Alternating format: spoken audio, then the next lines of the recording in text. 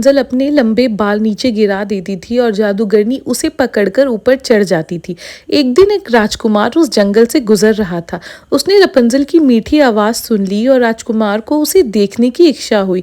लेकिन उसने जब टावर को देखा तो उसे कहीं भी ऊपर जाने का कोई रास्ता नहीं दिखा। एक दिन राजकुमार छुपकर टावर पर नजर रख रहा था और तभी उसने देखा कि जादूगरनी टावर में कैसे जाती है।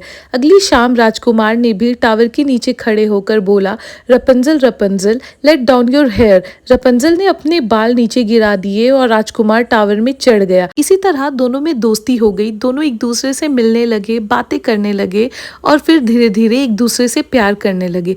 लेकिन एक दिन जादूगरनी को सब पता चल गया। गुस्से में उसने रपुंज़ल के लंबे बाल काट दिए और उसे कहीं बहुत दूर भेज दिया। फिर उसने राजकुमार को धोखा देने के लिए वही कटे हुए बाल टावर से लटका दिए। जब राजकुमार टावर में चढ़ा उसने रपुंज़ल की जगह जादूगरनी को देखा।